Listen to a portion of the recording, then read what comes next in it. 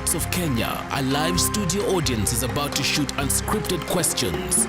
This is Agenda Kenya with Jason Nyantino. On Agenda Kenya tonight, Honorable Alfred Kangati, Assistant Minister, Office of the Prime Minister, Member of Parliament for Kandui. Honorable Jeremiah Kioni, Member of Parliament for Ndaragwa. Ambassador Tabitha Sei, Chairperson, Education Center for Women in Democracy, and Professor Peter Wanyande, Commissioner, Commission for the Implementation of the Constitution, CIC.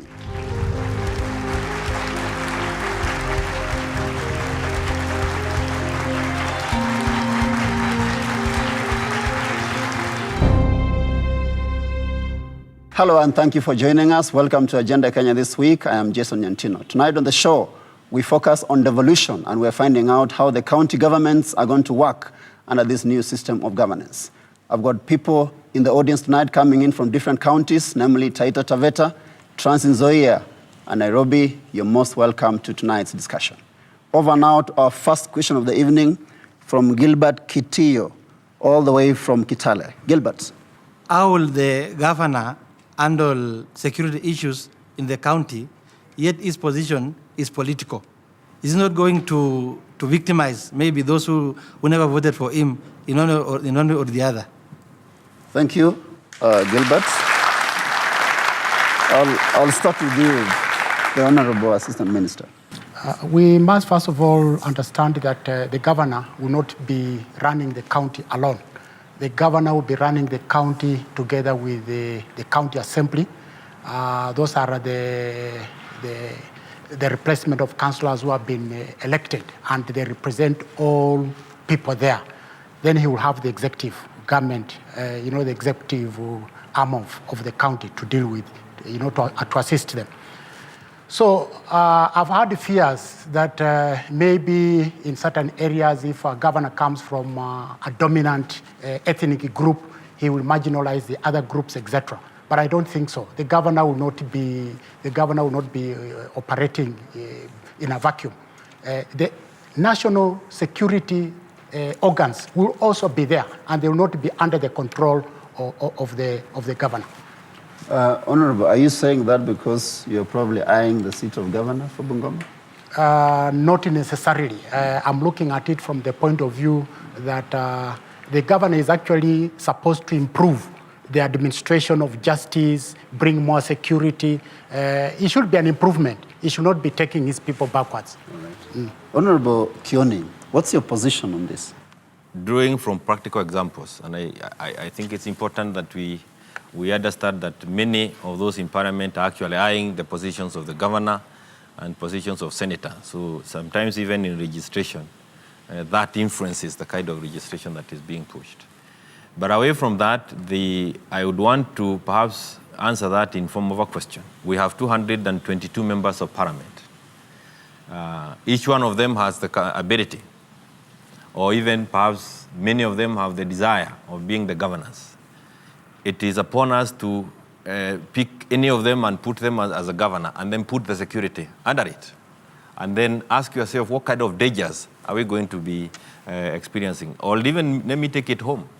Areas that have predominantly strong Mungeki following. Now we have the MRC in Mombasa. These are groups that are capable of putting a governor in place. And then you put the security under that governor who is by and large a member of the gang.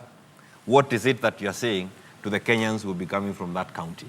What is it that we are saying about the security system as a whole for the nation? Aren't we breaking it too far?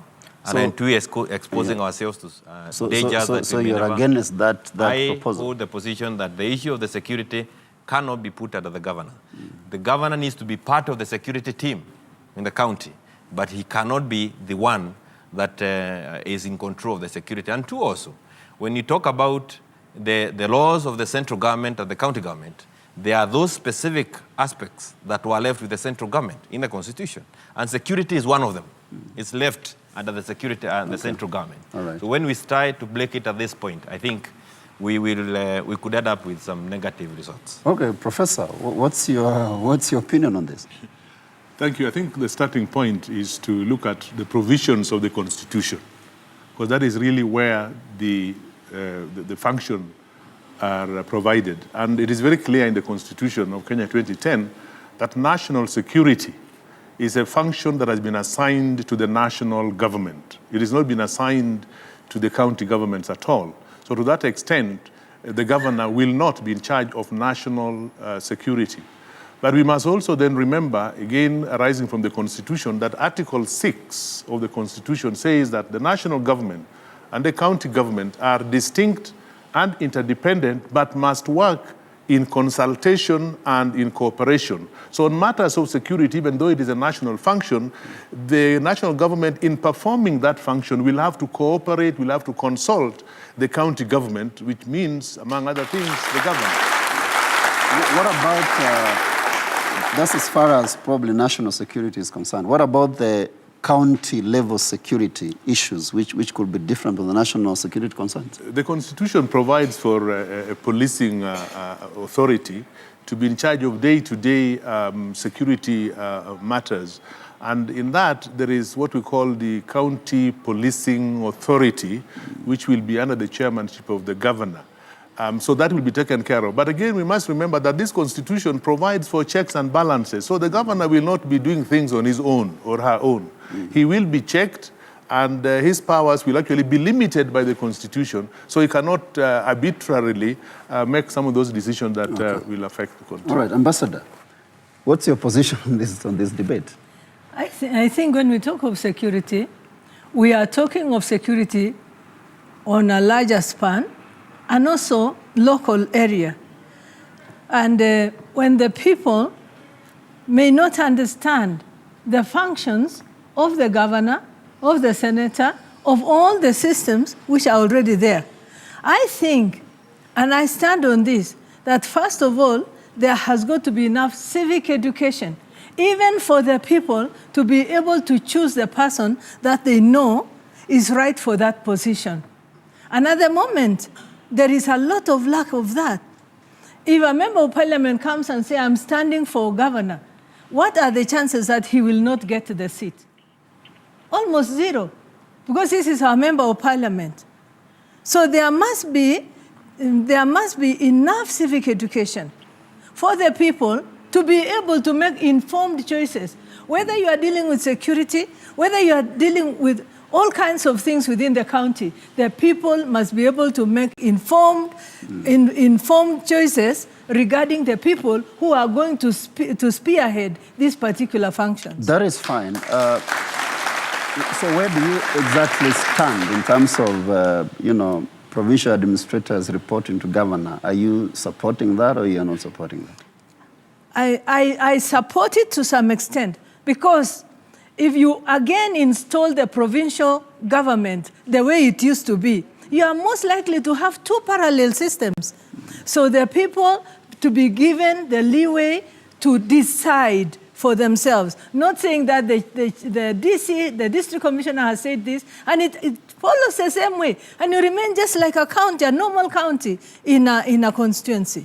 Are you saying that because you're running for a seat in your county? Which is your county? My county is Elgeyo Marakwet County. So we are right far. Are you running for a seat there? I am running for a seat Which of a senator. Yes. So is this why you have taken the position you're taking? Why do I look like I have campaigned? No, I seriously think that this devolution has not been understood unless there are areas where people understand this fully. There has not been there's no civic education. People don't know what it entails. They don't know what the responsibilities are. As a leader in your county is Elgeyo Marakwet. Yes. What have you done to educate I do a lot of civic education, informally, formally, in weddings, in funerals, in any gatherings, so that people can understand. And all the time I get, wow, is this how it is? We don't know. Okay. Yes. Thank you. Waziri, you had something to add. Can I just add that we must understand where the debate is coming from. The debate is coming from the rejection of the county bill by His Excellency, the President. And two issues were cited here. For example, there is the issue of whether the governor should be directly involved in matters of security. Now, we must look at other bills. We have the Police Service Act, a bill which was passed, Section 41. It has the provision of the governor chairing the county security authority, and a provision of 2 county assembly members sitting on that board. That is the same replica that was provided for in the county bill. Now, when it is in the Police Service Act, the president assents to it. When now it goes to the county bill, which basically deals with the devolution, then it is rejected. There is also the issue of the provincial administration, whether the DCs and all other people should report to the governor or not. Now, we must also look at what the provisions of the devolution, the principle of devolution. The principle is to make sure that the administration of the county is largely in the hands of the people. Now, if you look at both the provincial administration and the security arms there, you'll find that they're very unpopular.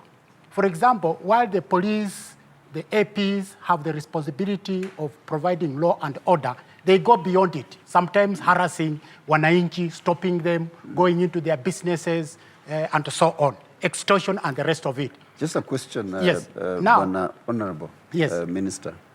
Do you belong to the executive arm of government or both legislature? Because you're contradicting the president.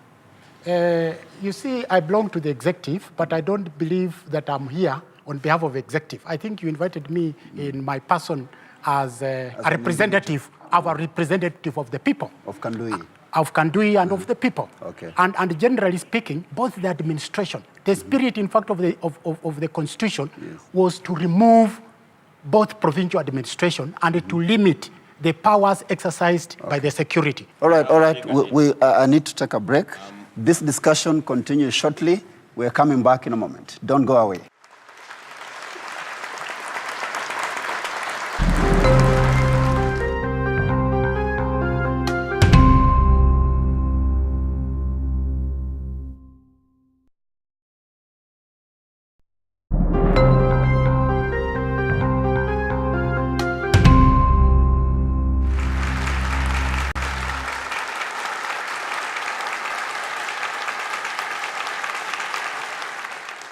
Welcome back. You're watching Agenda Kenya with me, Jason Nyantino. Tonight we're discussing devolution, and we're finding out how the county governments are going to work under the new system of devolution. I'll take my next question of the evening from Nicholas Njunge, who is a student. Nicholas, your question, please. How will our counties benefit from security offered by the central government if, even up to date, there is rampant insecurity in the country? Let me quote of Moyale. Right, we're still on national security. Honorable Kioni, you can pick it up from there. Yes, and perhaps before I get to Junges, there was still something that the Assistant Minister said, and you noted that I've referred to him as the Assistant Minister, because in my mind there is no doubt that he is in the executive. And the Constitution that he has quoted from also provides that there is the principle of corrective responsibility, which you walk around with. You don't walk out of it when it is convenient, and walk back into it when you think it is convenient. That is our major problem as we look at the Grand Coalition government. I hope the minister is taking notes. He would rather take a pen and paper. All right. Because I'm not done yet. All right, thank you. This bill that we are talking about, the amendment that has made the president refer it back to Parliament, was done at 11:30 in the night. Something that I'm opposed to. Doing laws in the middle of the night will always end up with people sneaking in things. This is an amendment that was sneaked by a government minister. And by the time the bill was being brought to the floor of the House... Which minister was that? This was the Minister of Local Government. And he was seconded by the Minister of Lands. Why are you saying sneaked? Why don't you just say Okay, let me withdraw the word sneaked. It was introduced at that hour. That's better. Why I even use the word sneaked? Parliament had even to hold for 40 minutes for the drafting to be done.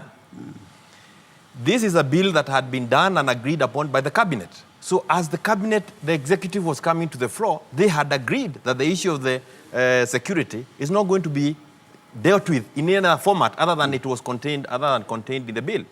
So when that is done by a government minister, and now we have assistant minister here saying that he is not here as the executive, you can now see why even Parliament is lost. All right. Because you expect a position. Answer his question, please. Before even I answer the question, I want to give him another example. We now have flare-ups between Muhoroni and Rift Valley. Yes. One governor this side and the other governor this side. They are the ones in charge of security.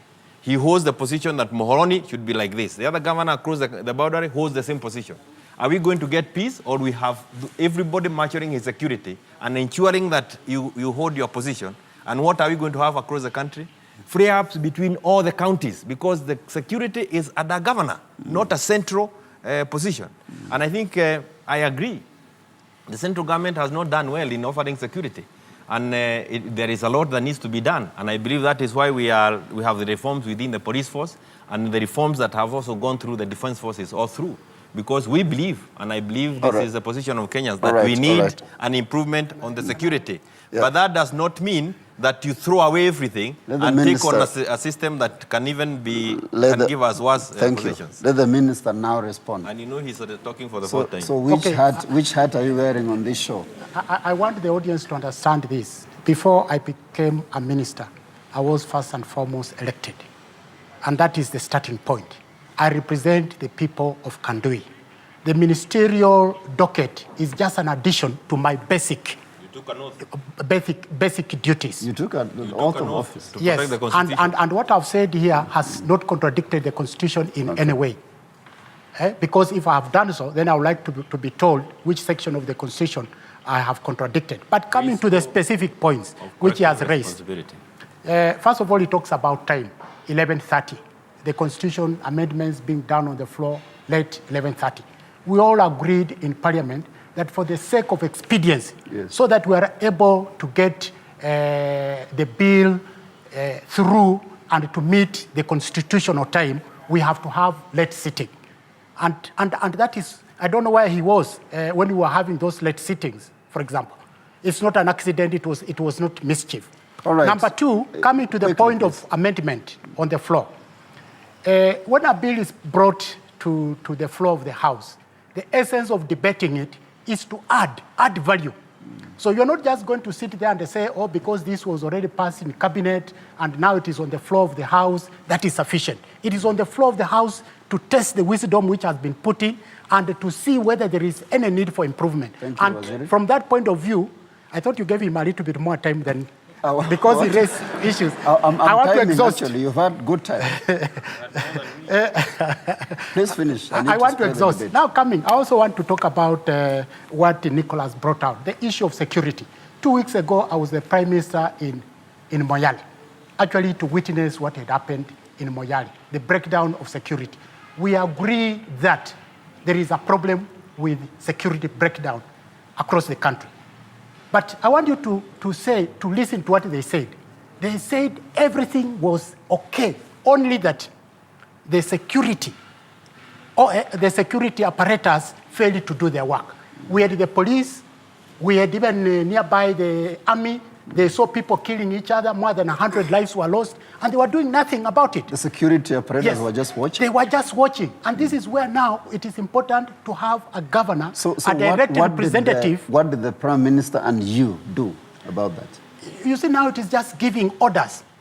Now, talking about Moroni, again, we had people, security the other side, the police post the other side, people killing each other, and they were looking at it. All right. It required the MP of the area to ring the commissioner himself. All right. Yes. Thank you. I need to go to the audience now. The lady on my left in front here, your question, please. My name is Wendy Njeru. I just want for the leaders to clarify for us what we are expecting with the senators and the governors, because the Kenyans right now, we're just expecting something that we don't know what it's coming to or what they're going to govern us about. Thank you, Wendy. Professor, I want you to take that because there's a lot of, what Ambassador was saying earlier about civic education. What are we expecting from senators and governors? Thank you. Again, the role of the senator is very clearly spelled out in the Constitution of Kenya 2010. It is a law-making organ of government and it has the responsibility to protect the counties in terms of if, for example, the National Assembly were to make a law that adversely affects the counties, Senate would then intervene to ensure that the interests of the counties are actually protected. So it's a very important structure at the county level, right? So that is its main function, to make law and also to intervene in situations where the National Assembly makes laws that affect the counties. And you remember, the National Assembly plus Parliament plus the Senate make up Parliament. So they have got that reciprocal, if you like, or interactive relationship. As far as do you think the Kenyan voter at the moment has that kind of knowledge? I don't think it's a question of what I think. I think what should happen is that there should be, as my sister said, civic education. And as far as I know, the Ministry of Justice has been given the responsibility to actually provide the framework for civic education, which will then be conducted by several organizations. So I think the sooner we start on this civic education, the better, so that people understand what this constitution is all about. Okay. And CIC, in its role of monitoring and, as it were, overseeing the implementation of this constitution, will have a responsibility to ensure that the content of that civic education is right, in the sense that it furthers or facilitates the implementation of the constitution. All right, thank you. I'll take one more from the gentleman at the back in the middle. My name is Owino Kutieno. The Senate is not just a structure in itself, but when I read the Constitution, the philosophy, our Constitution has a certain philosophy. It is also upon the Senate also as an institution to start the process whereby they will be inculcating a certain political culture and a certain political behavior that has not been there, and other than just vetoing probably what Parliament would be saying or that would be adverse to the county assembly, I think the issue of advancing a certain political culture, a certain political behavior, and having sets and values and philosophy that would rally the country behind a serious civil political debate, that would be the essence of this Senate. Thank That's you. what I support. Thank you for that beautiful comment. One more from my right now. Let me come to the front here. My name is Eugene Kotro Nagwe from Nairobi. My question goes to Mheshimiwa Kioni. Do you then suggest that the status quo is better than where we're heading to? Because I believe, from my understanding, is that the county government will have both legislative and execution of those powers. All right. Thank you. Kioni, you can take that quickly. I don't think I quite got what his worry is. But this new constitution ensures that we are not in a status quo. No one individual has the capacity to go back to the status quo. It is a question of implementing this constitution so that the best is achieved for this country. Maybe Eugene can come up again. Could you just clarify clearly so that Mheshimiwa can respond? Earlier, Mheshimiwa had said that from my colleague's question, he had ascertained that when you talk about powers trickling down to the county levels, he thought that the status quo is much better than having those powers at the county levels. Okay. I think he's made it worse. Because he's even tried to put words in my mouth. And I want to repeat to you that the status quo is something that we all abhor. Professor put it very clearly that we have the issues of the national government and those for the county government. And there are checks and balances across. So we are not in a status quo. The issue is this particular aspect of putting the security under the governor. And this is what we are trying to debate and come up with the best. I hold the position, and this is what I said, that the issue of the security under the governor will eventually be counterproductive for this country. Right. For the obvious reasons that we have, all these things that we have mentioned before. All right. But the issue of having the governor sitting within the security team at the county level is very important. He must sit there and inform that security team, and But he he must should have not- a lot. but he should not oversee. It cannot be. He cannot be the one on top, because this is a person who is going to be elected by our politicians, and we know we have also produced members of parliament who eventually, within 6 months, you say, I wish I never voted for this guy. What about when he is in charge of the security? Would we ever get anywhere? Thank you, Mheshimiwa. I'll take my next question from Patrick Maina, who is an advertising executive. Patrick. My question is, the politics of the day in Kenya are usually based on the current issues. With the new revenue, sharing formula that will be put forth, that will come forth, will it change, the agenda and the direction of politics in Kenya? Because I feel that some groups or some counties will feel marginalized. Because if you look at the allocation of a county like Lamu, which is small, and a county like Kiambu, which is big, there's that disparity. Will it change the politics of the day? All right. Thank you. Ambassador, revenue share formula. Revenue share formula, I think, has generated a lot of debate lately. But I believe that before we use particular indexes, we must ascertain the authenticity of the index. If it is poverty index, hasn't there been any improvement from the time that was taken? If it is population, was it properly done and we can ascertain it is true? Was everybody counted? I think we needed to have had those systems working well so that when we use certain statistics, we know they are right and they are true. And also, some areas may be poor, but sparsely populated, and so on. I have a quarrel with the way in which we're going to share the revenue. 15% for 47 counties, I think it is so small that... What would you suggest? All the even 50-50.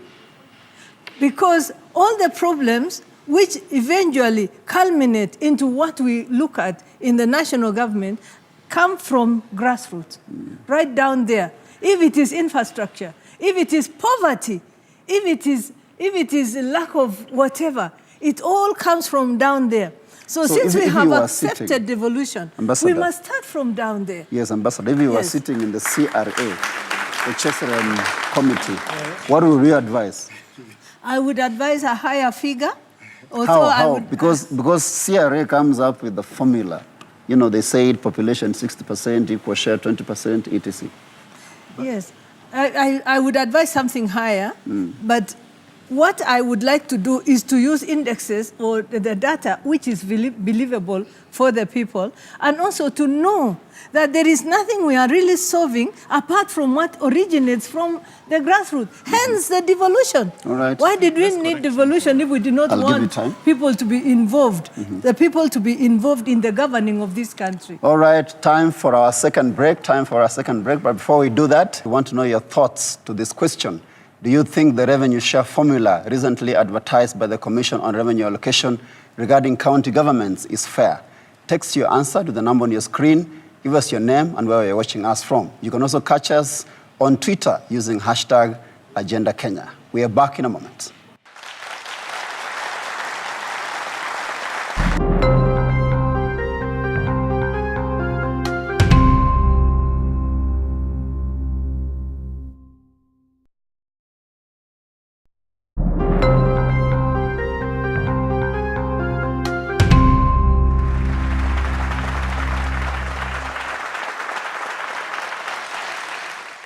Welcome back to Agenda Kenya with me, Jason Nyantino. Tonight we are discussing devolution. Is this the magic bullet that Kenya needs for equitable distribution of resources? Professor Wanyande, you had something to say before we took a break. Correction on this revenue that is being shared from the nationally collected revenue. The Constitution is very clear. It talks about at least 15% of the nationally raised revenue. So it is not 15%. At least 15 is the most minimum. So it can be more. It can even be 50 or 60.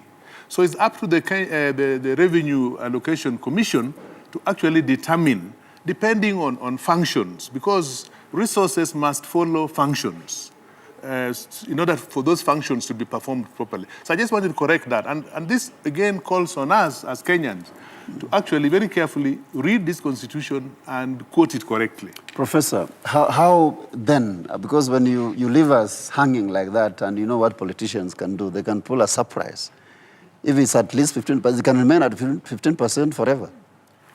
It says at least. So what that means is that the Revenue Allocation Commission will then determine how much will be allocated to counties, making sure that it must not go below 15. So it's the CRA, that will determine that. But so is it clear when the CRA will do that? When they will do that, suppose the formula they have established now should be based on what they think counties should get from this nationally raised revenue. Okay. Before I'll come to you, Honorable Kyun. Let's listen to the Assistant Minister. The formula that CRA gave. Yes, I agree with the Commissioner that it is a minimum of 15%. But if I read what Commissioner Chesrem, the chairman of CRA, said, he has in fact been working using a formula of 20%. That is those, if I read it very correctly. Now, I just also wanted to... 20%? 20% of the national collection? National revenue collected. That is what he has initially started working with. But you're sure about that? Yes, I'm sure about that. But I also want to say something before we get excited about how much money will come in. First of all, apart from rounding the counties, the government also has other responsibilities. For example, it has responsibilities to pay external debts. You know, our country has been borrowing a lot in the past, and it has that obligation. The country also has obligation to pay workers who are retired, the retirees. Now, if you look at the schedule, which is sharing the responsibilities of the county government and the national government, you are going to find that actually a lot of responsibilities still remain with the national government. In fact, what people don't know is that some peripheral responsibilities under the schedule have been given to the county governments. The whole education, for example, the entire education sector, except pre-primary and polytechnic, is in the hands of the national. All right. So those things are going also to it. But the worst news, which people have not heard, is that this money is not going to be automatically devolved. It is going to be devolved on the basis of the need and on the plans, the budgets, the ideas that are emanating from the county. So if you are a governor, for example, and you go there and you say, bring the money, I want to start managing the county, you'll not get any money. First of all, you'll be expected to prepare. How will it work? The governor presents a budget. How does it work? Yes, quickly? In between, there is a bill, an act which has also been already enacted. It is about the transition. There is a transition authority. The transition authority, it will be in charge of facing certain functions from the national government to the county. Okay. And the funding will be on the basis of the functions which have been assigned to the county. Right. So if, for example, you have not shown your competence. Quickly, Mheshimiwa. Yes, if you have not shown your competence to undertake certain function, then there is no money you are going to get. All right. Honorable Kioni, as you respond to that, I want you to also touch on accountability issues. I mean, are we just sending money down to the counties?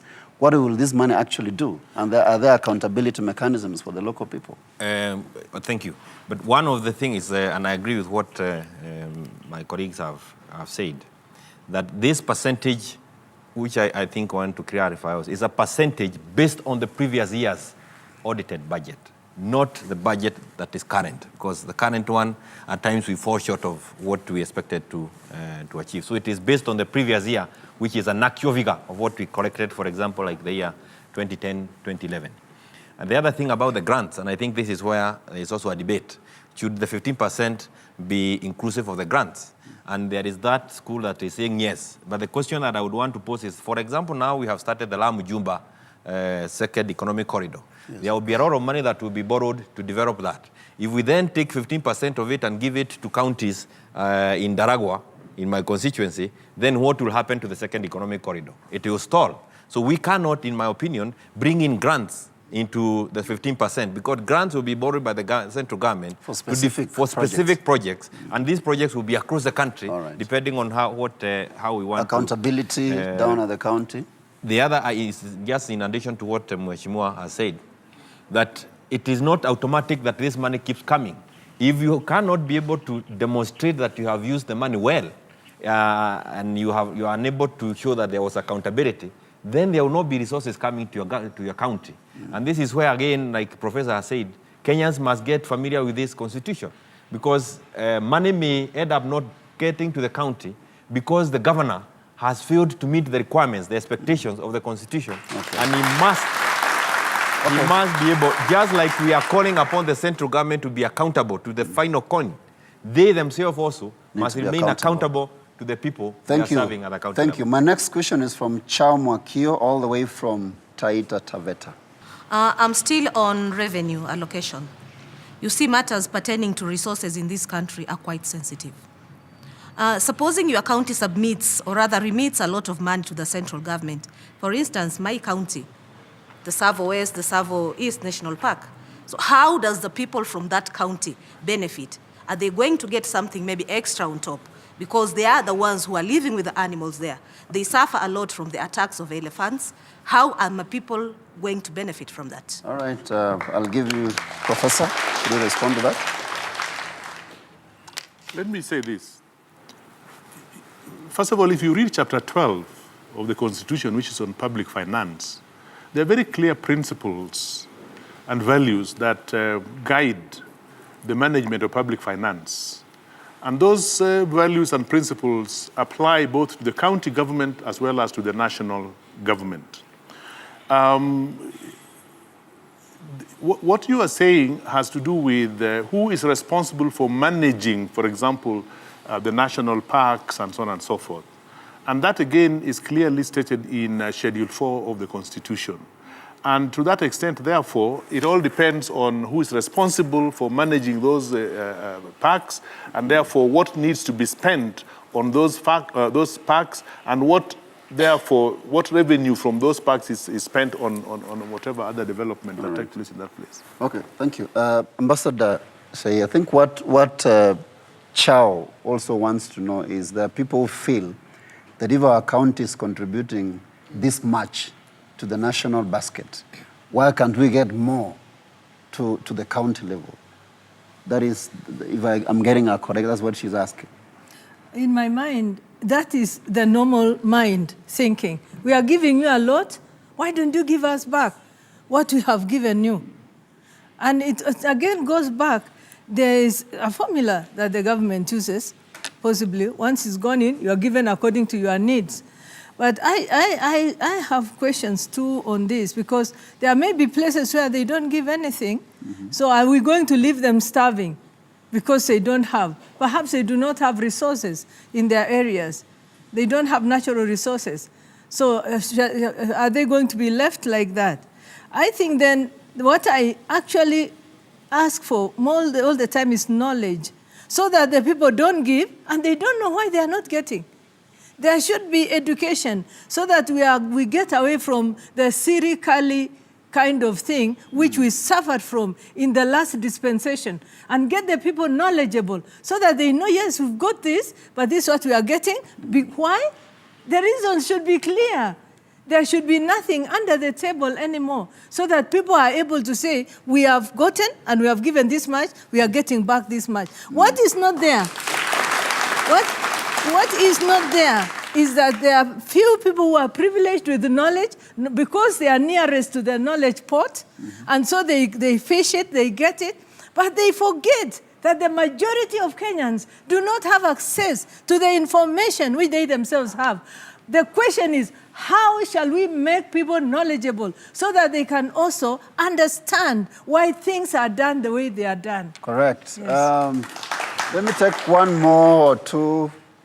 Yeah, I'll give you time. I'll give you time. The gentleman on the third row in the middle. But just to ask Madam what he has just said, there will be that equalization fund, whereby those places that are less developed will be also considered, so that they come up and be at the same level with those one who are already developed. So what will also say, because they will be given some funds that they have not contributed. Okay. So what do you say about that? Thank you. She will respond quickly. Yes, you, on the fourth row, I think, yeah. Okay, my name is Michael Odhiambo, a student. Now, we have seen what the CRA, the formula CRA is trying to use, and mostly they are depending on the size and the population. Now, to me, I think that if they could have extended it to check also the percentage in which the counties are also giving, could be better, because we also see in jobs people paying as they do what? As they earn. So why don't we bring this also in revenue allocation so that counties who also give more, they can just give a given percentage now to the central government. Thank you, thank you. I think that one has been catered for already on the program. Yes, I want to also clarify here. The issue of 15% or 20% is the basic method that would be used for the distribution of revenue across. But behind that, besides that, we have other considerations too. For example, there is the equalization fund, which we have talked about. And this is in regard to areas which are less... What does it do, quickly? They look at the development level of an area. For example, there are certain areas in Kenya which are considered least development.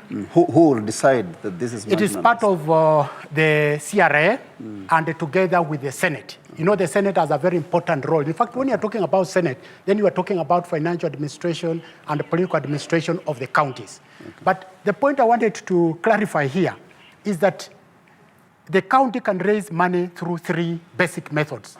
First of all, there is the allocation from CRA. Then there is the internally raised money, the levies, the cess, and so on. And this is where rich counties like Narok, like for example, Taita Taveta, and hopefully mine, Bungoma, will also be able to benefit. What is required here, again, is the issue of discipline, because out there is so much money. There is so much money. I was talking to someone from Ranga, and he was saying that already they're preparing themselves to lend money to the government. They don't want this business of, let the government give us money, because they have internally enough money. Thank you, Waziri. Yes. Honorable Kioni. For us to share, we must generate. If we do not generate, there will be nothing to share. So even as the CRA is looking at the formula, they must ensure that that motivation to generate is maintained. I think also it is important to go back to the question of the natural resources that are within Taita Taveta and other areas. A very delicate balancing act, because if the county will then say or hold on to them and say, these are our resources in our county, we do not want to give anything to the central government, it is going to help our people. All right. That can be replicated in the other counties. And we have areas, for example, a county may be devoid of, may be lacking in terms of sources of water. That water is found in another county. If so that county then was also to say that this is our water, we are not sharing it with you, you can now see where this whole issue of devolution comes in. That is how we come to the very end of this week's edition of Agenda Kenya. I thank my panel, my studio audience for that wonderful, wonderful discussion, and to all of you at home for giving us a vote of confidence. You can still be part of this discussion by responding to this question. Do you think the revenue share formula recently advertised by the Commission on Revenue Allocation for County Governments is fair? Text your answer to the number on your screen. Give us your name and where you're watching us from. You can also catch this debate and continue with the conversation using hashtag Agenda Kenya. That's on Twitter and also Facebook. We do this again next week. See you then, and bye-bye.